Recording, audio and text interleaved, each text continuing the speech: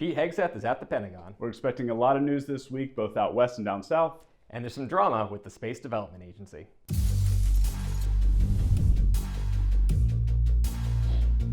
Welcome to The Breakout. I'm Aaron Mehta. And I'm Lee Farron. Lee, we have a Secretary of Defense. We have a Secretary of Defense after a narrow vote. Yeah, it's interesting. So Pete Hegseth went up for a vote on Friday night, late Friday. We knew Democrats were all going to vote against him, but 3 Republicans actually defected against him. 3 kind of key Republicans in our world. Yeah, so Lisa Murkowski, who's from Alaska, is a known figure, but more notably, I think, is that Susan Collins, who is the appropriations chairwoman, and then Mitch McConnell, the former majority leader, hardly known for rebelling against the Republican line, is the Defense Appropriations Subcommittee chairman in this his last couple of years in office, and he voted against him. And they both said in their statements, we don't feel Hegseth is qualified to be Secretary of Defense. That's interesting because not too long from now, Pete Hegseth is going to have to go to the Appropriations Committee and say, I need all my money to be able to do things I think are important for defense. And he's going to have to talk to those senators and convince them, because as everyone knows, appropriators are the ones with the cash. The reason it's always called the Powerful Appropriations Committee in Washington. And so that's going to be a relationship that we're going to keep a very close eye on going forward. Another relationship we're going to watch very closely with Hegseth is with C.Q. Brown, the chairman of the Joint Chiefs. Hegseth came to the Pentagon today, Monday, that we're filming this, and he was right next to C.Q. Brown, which is a little unusual, actually. Yeah, I mean, you wouldn't think there would be an issue with having the chairman of the Joint Chiefs to greet the new secretary, but it wasn't that long ago. In fact, just days before Trump nominated Hegseth, Hegseth did an interview saying the first thing a new secretary's got to do is you've got to fire the chairman of the Joint Chiefs of Staff. That's step number one. But it doesn't look like he's going anywhere anytime soon. Yeah, I mean, he literally, there were reporters there. They asked the obvious question, and Hegseth patted C.Q. Brown on the shoulder and said, looking forward to working with him. It seems like it's possible that Brown has managed to convince, whether it's Hegseth or the rest of Trump world, that, hey, we're going to work together and it's going to be good. All right, so Hegseth is in the building. We expect a lot of news out of that in the coming days. News out of the White House every 5 minutes or so, Seems so like very it. busy here in D.C., but things happen outside of D.C. every now and then. Let's start in the South. You're a Southern gentleman, Lee. I am from the South, but this event is happening in Florida, which, no disrespect to Florida, but it's not really the South. It's a different thing. From Boston. It's all the South. The point is, our own Teresa Hitchens, our star space reporter, is down in Orlando.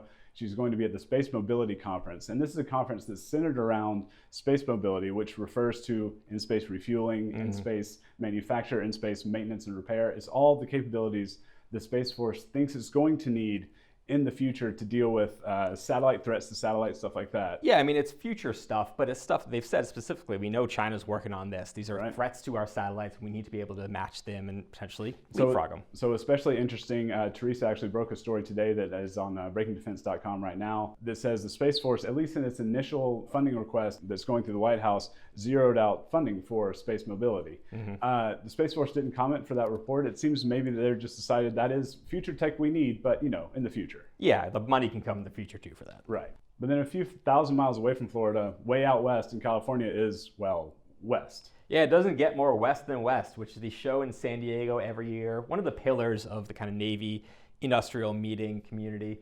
It's an interesting show because there's certainly talks about ships and the hardware and the platforms, but you also get a lot of the kind of cyber capability, intelligence, information warfare, even discussions there. So as a result, we've got 2 people out there this week. You got Justin Katz, our Navy reporter. Tell him ahoy if you see him. He loves to hear ahoy. And Carly Welch, our cybersecurity and networks reporter, covering all the, let's say, boats and bits. Boats and bits, I like that. Yeah, that's good. Not bad. So go to breakingdefense.com. You'll get the latest there. At Leonardo DRS, our agility helps bring the ability to dominate in any scenario, on any platform, helping our warfighters accomplish the mission and get home safely. Leonardo DRS, our agility, your advantage. Well, as promised, we've replaced Lee with somebody much more exciting. Everyone say hello to Michael Marrow. He is our air warfare correspondent. Michael, we're going to talk through a story you and Teresa have been on about the Space Development Agency. So a couple of days before the end of the Biden administration, really the last working day of the last Biden administration, this email goes out to reporters that says, by the way, Derek Tournier, who's the head of the SDA, has been placed on administrative leave. Don't ask us any questions. We can't talk about it. We asked them questions. We asked everyone involved questions for comment. Nobody wants to touch this one.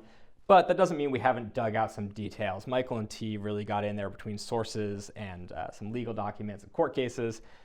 Michael, what seems to be the root of the issue here? It seems to be a protest that Viasat filed against the Space Development Agency for an award issued just a few months ago.